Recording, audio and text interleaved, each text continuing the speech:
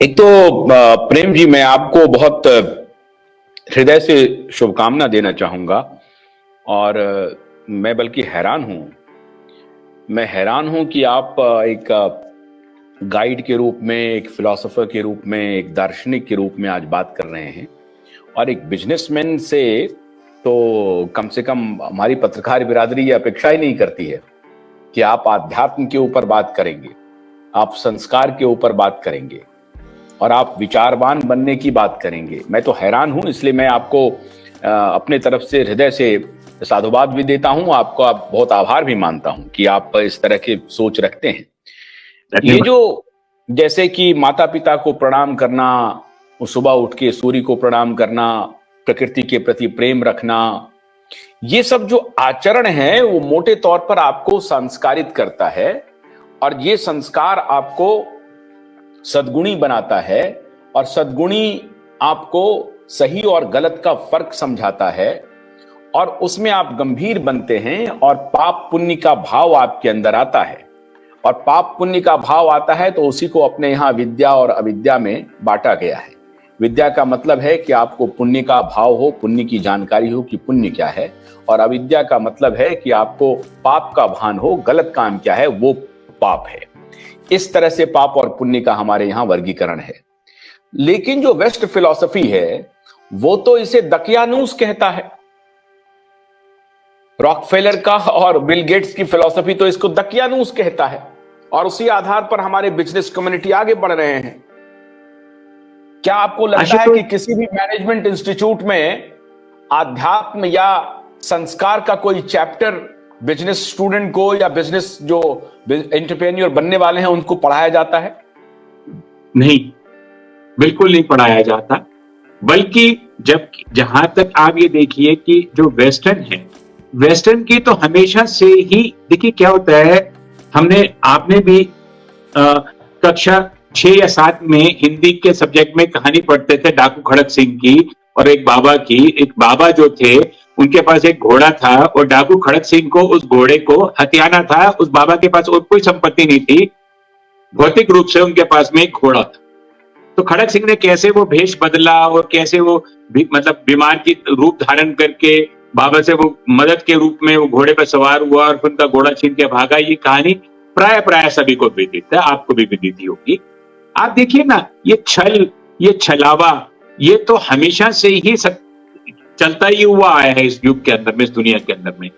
पर हम लोगों के संस्कार इतने मजबूत थे कि उसी टाइम पे जो बाबा थे, बाबा को घोड़ा जाने का दुख नहीं था। बाबा ने पीछे से उसको ये बोला कि डाकू खड़क सिंह को कि आप जिस तरीके से आपने मेरे से घोड़ा लिया ना, इस बात को किसी को मत बताइएगा ताकि समाज के अंदर में ये प्रवृत्ति ना फैले कि धोखे से भी चीज को और अच्छाई के नाम पे धोखा देके या मजबूरी के नाम पे धोखा देके हम किसी चीज को हड़प सकते हैं। तो देखिए उस साधु को, उस बाबा को, कि उसको घोड़े का दुख नहीं था जाने का, उसको ये दुख था कि ये समाज में ये प्रवृत्ति ना आए। तो ऐसे लोग समाज को, हमारे समाज को बचा के चलते थे। ये हमारा एजुकेशन सिस्टम था।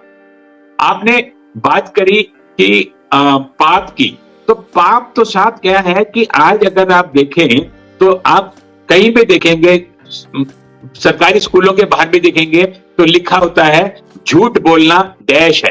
तो अगर मैं डैश आपसे पूछूंगा तो निस्संदेह आप भी बोलेंगे कि झूठ बोलना पाप है।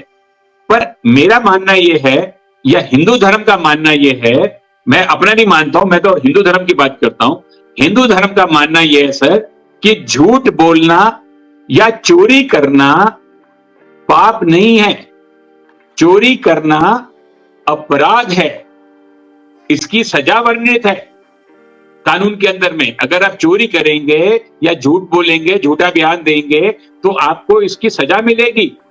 ये इसका सजा का प्रावधान है। तो जिसका सजा का प्रावधान होता है वो तो अपराध हो जाता है।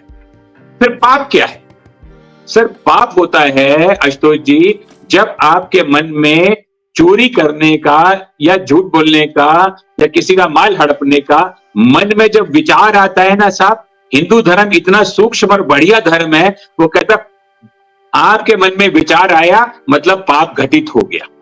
तो हिंदू धर्म हमें सिखाता है कि आप अपराध की तो बात छोड़िए, पाप से बचिए। हमारे यहाँ हमेशा बोलते थे पाप से बचिए, मतलब आपके मन में बुरे विचार ही नहीं आने चाहिए। बुरा कर्म तो बहुत दूर की बात है, आपके पास में बुरे विचार भी नहीं आने चाहिए।